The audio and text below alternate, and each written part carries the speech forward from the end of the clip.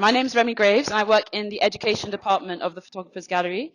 And I've been working with Oscar, this young man here, for the last 6 weeks, and he's been preparing the tour that he's about to deliver today.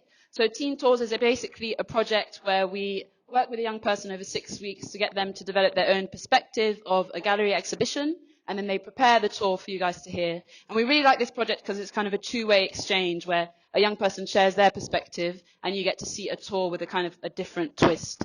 So I'm going to hand over to Oscar, and the talk will be about 20 minutes, and we hope that you enjoy it. Well, hello everyone. My name is Oscar and welcome to my teen tour. I'm 17 years old and I'm currently studying geography, photography and history in my A-levels. Now, I mentioned that I'm doing history because the historical contexts of Levitt's work is something that fascinates me, and it's something that I'll talk about a few times during this talk. And I'm doing this teen talk just to give myself a challenge and just to push myself out of my comfort zone. So if you haven't already gathered, I'm going to be discussing the life and some of the work of Helen Levitt. So just before I start, I'd like to just repeat what Remi said about how it will be about 20 minutes long, and I won't be offended if you have to go halfway through. Now, just before we get going, I want to say one thing and ask another. So firstly, if you've got any questions at any point, feel free just to ask. And then also the question, who here was familiar with Helen Levitt's work before this exhibition? And if so, where did you find it? Was there anyone? Interesting. Now, I asked that because personally, I was in your shoes as well, and I had no idea about who Helen Levitt was, and I didn't know anything about her work before this exhibition. But it was whilst I was looking at her photos on the Photographers Gallery website that they looked familiar to me, and that fascinated me because after a quick Google, I found that she was born in 1913 and that she must have inspired some photographers, whether it was explicitly inspired or not. But I felt a need to learn more about Helen Levitt and learn more about her life and her work. So, of course, I knew nothing about her before I started this 6 weeks with Remi, but I just want to tell you some things that I think are key to understanding Helen Levitt and her work. So, firstly, she was born in August of 1913, and she died fairly recently in March 2009. And there's a myth surrounding Helen Levitt that she was deeply introverted, but from what I can gather, she wasn't actually introverted until the later stages of her life, when she was introverted to supposedly save her strength. Or at least that's what her longtime assistant Marvin Hoshino has said.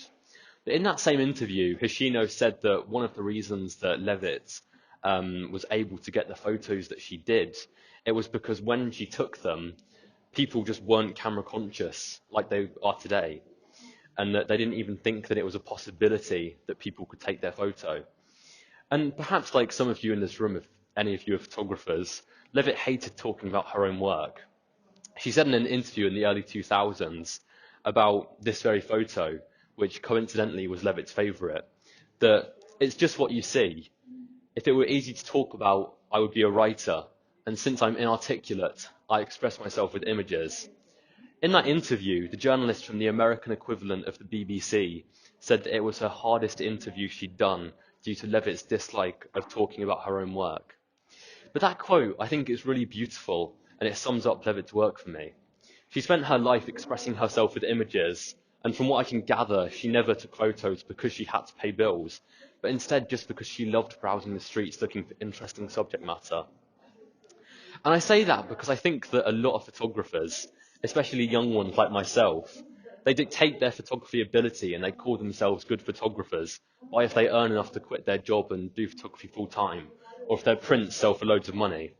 And I just think it's the wrong mindset to have. Because I'm of the belief that all photos are good. It's just that some are more recognized instantly. And another reason I wanted to do this talk, which I touched briefly on at the start, is that I love seeing how context affects photos and the way that they're viewed. Because I think that Levitt's photos, the way that they have been viewed, it's changed due to the different times and the different eras that they represent, and indeed the different New York they represent. When I was on one of the sessions with Remi a while ago, who organises these talks, I said that if you stopped a 1930s New Yorker in the street with a photo of Levitt's, they'd just look at you weirdly and keep walking. And then I said that if you stopped a New Yorker in the present day, they probably would still just look at you weirdly and keep walking. But it doesn't take an art critic to observe the things that aren't in Levitt's photos, and such as cars or phones, and about how they give us an indication of the time and the era that they represent. Because the idea of photographing things that aren't there, it's something that I want to carry on through this talk, because I think that daily life is history that isn't often documented. And I think that history isn't the big things, but that history is the small things, like the cost of a pint of milk, and that we can see how much has changed in the big picture through all of these small incremental changes. And something that I think that should also be mentioned when talking about Helen Levitt is that she wasn't just a photographer, and that she was an Academy Award nominated filmmaker, because she had a relatively small film career in terms of her life. So she made films from 1948 through to 1972, which was 24 years. But she was nominated for that Academy Award with her second film, The Quiet One. But she wasn't a typical filmmaker, and she often jumped between roles, for instance being an editor on one film or a cinematographer on another. But for the film that's showing in the gallery now, In the Street, she made that in 1953 as one of 3 directors. So I think it's safe to say that she was a jack of all trades when it came to her film career.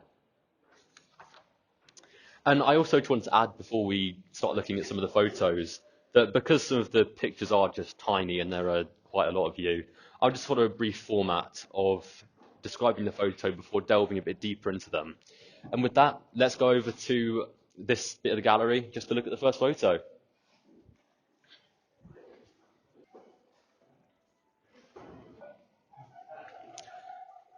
So this photo over here, it's the earliest of Levitt's that I'll be showing you today, and it was taken in the west coast of Florida in 1939. And just moving from left to right in the frame, it's a composition that gets less busy, but I think it gets more interesting. So in the left, we've got several barber chairs that are entirely empty, and in the top of the frame, we've got an illustration of a barber pole. And then, and that's something that I think was done deliberately to answer a viewer's question about where the photo was taken. But then moving to the right-hand side of the frame, we've got this man who I think is looking at the camera in an entirely curious way. And I think that this is an example, like I said earlier, of people just not being aware that their photo was being taken.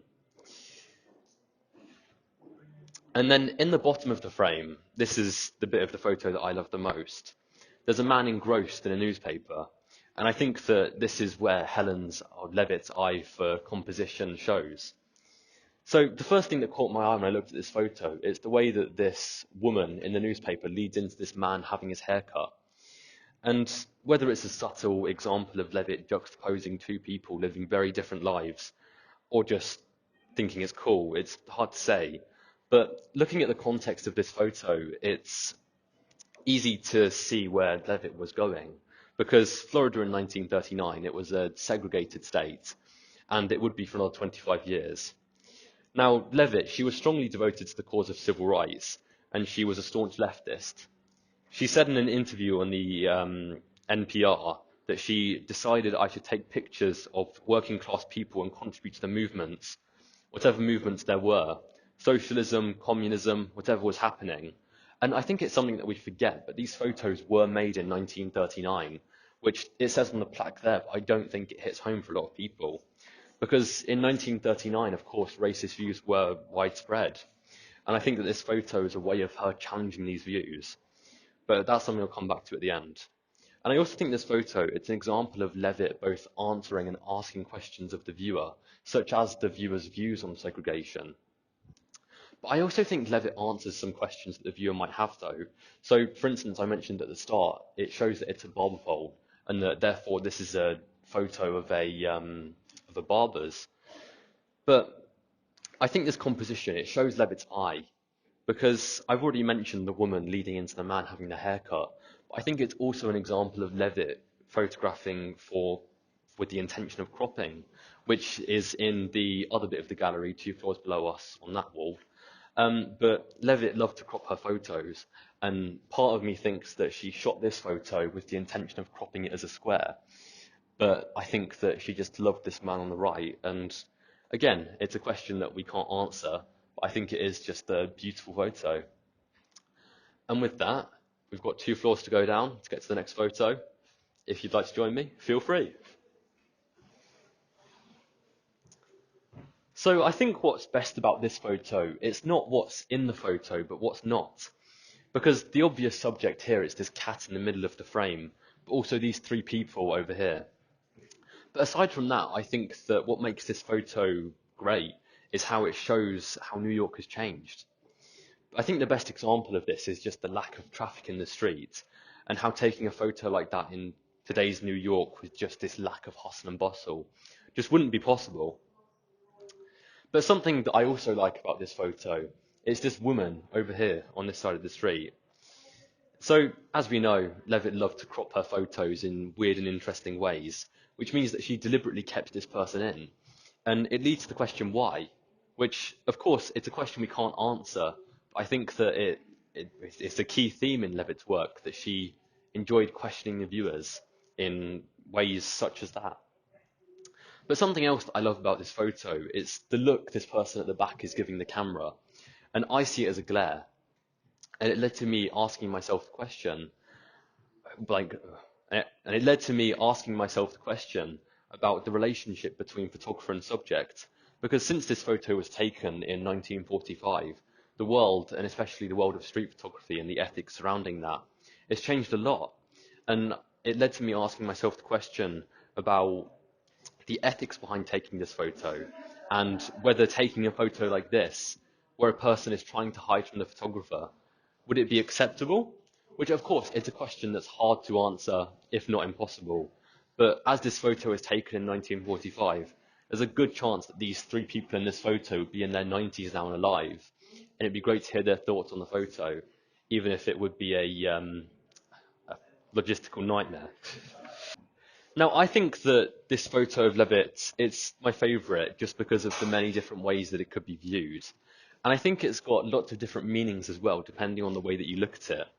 And on that note, if everyone could just take a few seconds, just think of one word to describe this photo, what would it be? And if we just say our word going from left to right, that'd be great. Everyone's getting nice and curious, I like it. I say gossip. Gossip? Yeah. What word do you think it would be?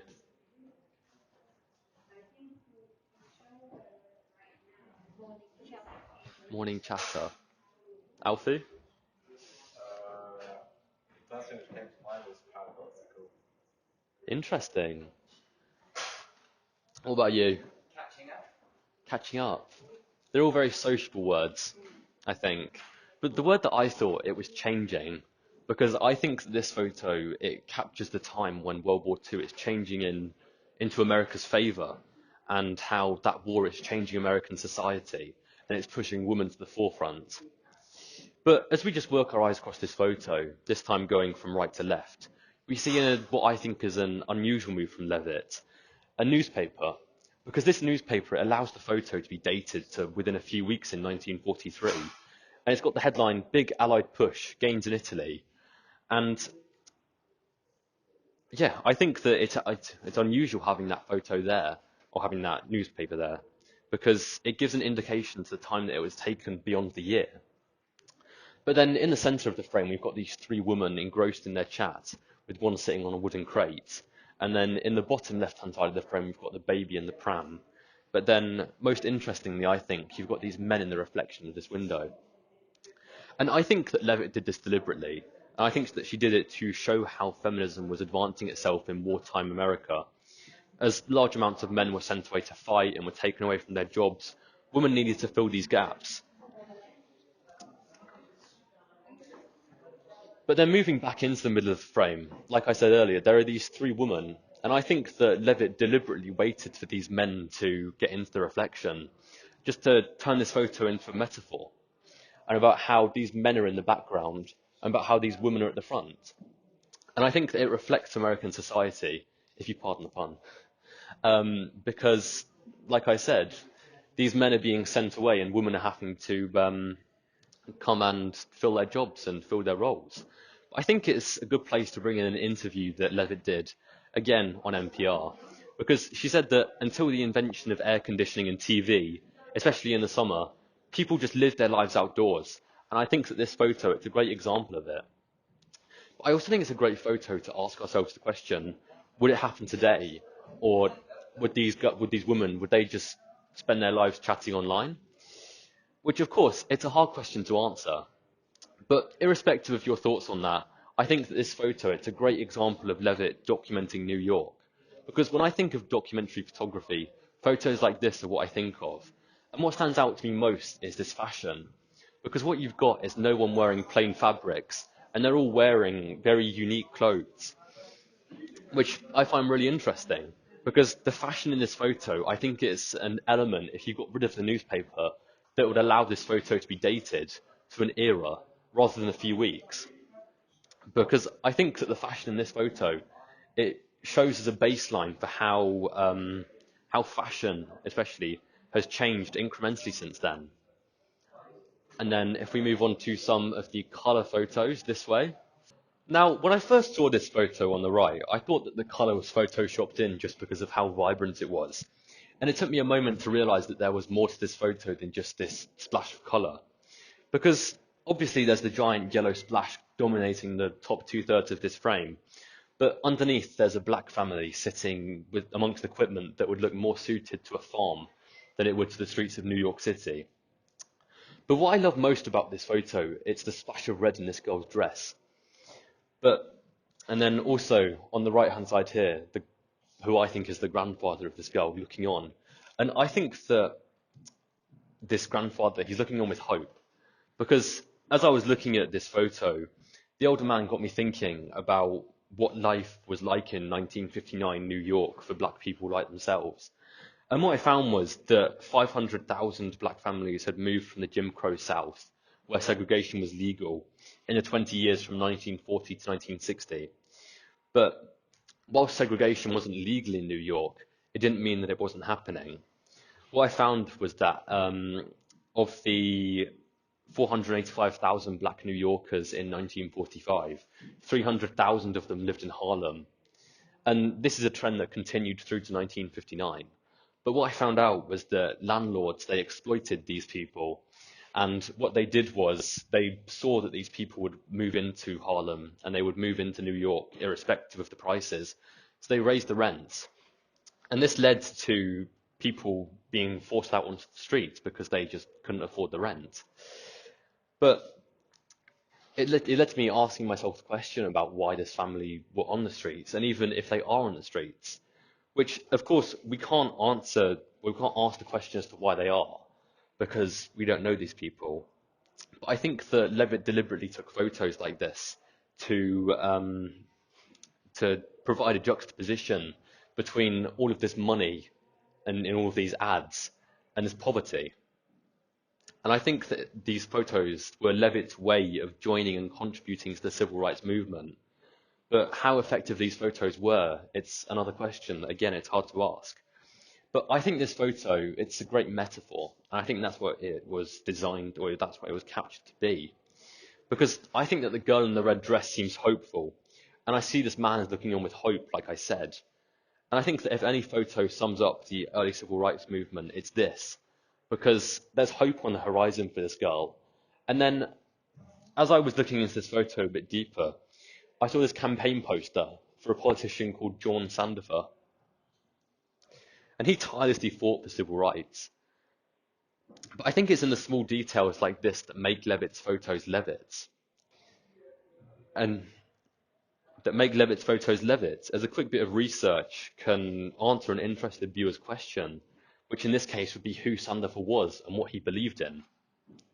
And as we just move on to this photo over here, of New York in 1972. So in this photo, the obvious subjects are these children that take up the majority of the bottom half of the frame. And I think it's easy just to let the eye wander in comfort and look at these children as the subject. But I think that the environment of this photo, it's the most interesting area. Because what struck me most was this graffiti that provided this color pop in the photo, which I love. And I think it's easy to look at the graffiti just as that, and just as a pop of color. But it was seeing this for rent sign that got me thinking about the socioeconomic factors that these families were under and the conditions that they lived in. And it was in a talk with Remi a few weeks ago that we realized that maybe this photo wasn't showing an abnormal situation, but instead that Levitt was capturing the normality of New York's life, and that we today might look at it as a photo that's showing these children in the street when in fact they should be inside. But I think this photo, it sums up an era, and that era was when children grew up earlier and they left house earlier and they got jobs earlier, for instance. But I also think this photo, it serves as a great loop almost for Levitt's work, because in her later work, like this, it links into her earlier work quite a lot. Because Levitt's first project in the late 1930s, it was taking photos of chalk graffiti that children like these had created, and then taking portraits of the children behind the graffiti. And of course, it'd been around 3 decades from then since when this project was undertaken. But I think it just goes to show how Levitt was going back to her roots in her later work. But like I said, I think that the key to understanding Levitt's work is looking at the details. So something that I didn't even notice about this photo until I was looking at it about the third time was this hand in between these two people. And something that I love about this photo is how there are 3 entirely different interactions going on in this photo, and about how it could be a great photo even if people were removed. So for instance, there are these 2 people on the left looking directly into the sunset, whilst this girl in the red dress looks into the bundle of laundry, perhaps at the owner of this hand. And then what I also like are these 2 people here having an experience is what I've summarized as kids being adults. Because kids being adults, it's a theme that's constant throughout Levitt's work. And what I noticed most was this boy smiling without a worry. But as I was looking a bit deeper into the photo, I saw his legs, and it led to me thinking about even if this child didn't have any worries that he was conscious of, perhaps about how he did have worries, or his parents had worries. And I think it's not the only instance of kids being adults in this photo. So for instance, you've got, I assume they all were tasked with looking after his laundry, but I think that this photo, it just serves again as a good metaphor, which again, I've said quite a lot of Levitt's photos are metaphors. And I think it's true, because when I was looking at this photo, I saw a sunset. And I like to think that this photo, it serves as Levitt thinking that these children were on the end of a bad day, where they were living in poverty, and that they would wake up tomorrow in a good day.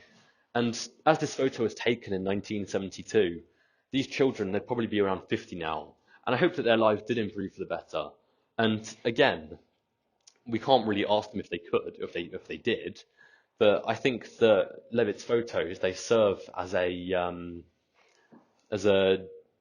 reminder for the conditions that people grow up in, and indeed did grow up in.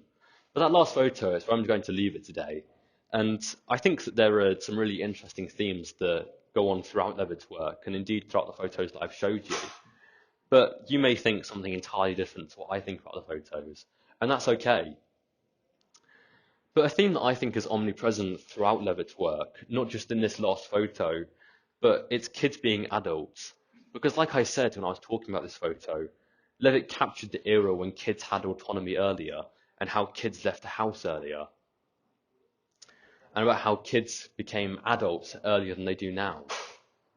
But I also think that another theme present throughout Levitt's work is that of what's not there. And that got me thinking about if these photos were taken today, what would have changed? And I think the best photo to describe this one would be the black and white one with the newspaper. And like I said over there, would this photo even be a possibility today? Or would they just be getting their news from a phone? But there are also other themes that are apparent through some of Levitt's work, such as poverty and segregation, which you can see best, I think, in these photos around us. But I also think there are questions to ask about these photos and how effective they were at advocating for the civil rights movement, as well as the other causes that Levitt mentioned. Because Levitt often waited decades for publishing her work, And I think that it led to some of these photos losing their value and losing their punching power and effectiveness at contributing to these movements that Levitt claims that she supported. But the photo that I love most, like I said, it was the one of New York in 1943. And I think that that photo, in one word, I would describe it as the epitome of Levitt's work, just due to the many interesting ways that it can be looked at, and how if you got 100 people in a room, they could probably all find something individual about it. And I also think that that sums up Levitt's wartime work, which was an important era for her, albeit her wartime work involving adults. Because if you look around the gallery today, you might notice that a lot of her wartime work involving children is very playful. And I think that's her reflecting these children's naivety towards war and the realities of war, as she's setting them having their own war in the streets of New York. But a last point I just want to say is just about how photos age and how context affects photos and how it affects the ways that they're looked at. Because I think a lot of Levitt's work is treasured due to the many eras that it sums up, and that your work might do the same in a few decades' time, and that what might be looked down upon today as just a normal photo might be cherished tomorrow. And that's where I'm going to leave it today, because, oh yeah, if anyone's got any questions that they want to ask me, feel free to have a little chat afterwards, and hopefully I can answer it. And if not, then hopefully I can point you in the right direction. And then lastly, I'd like to say a massive thank you to Remi over there, just for all of the help in preparing this talk, because without them it wouldn't be impossible. And I'd also like to say a massive thank you to everyone else from the Photographers Gallery, such as Jolie.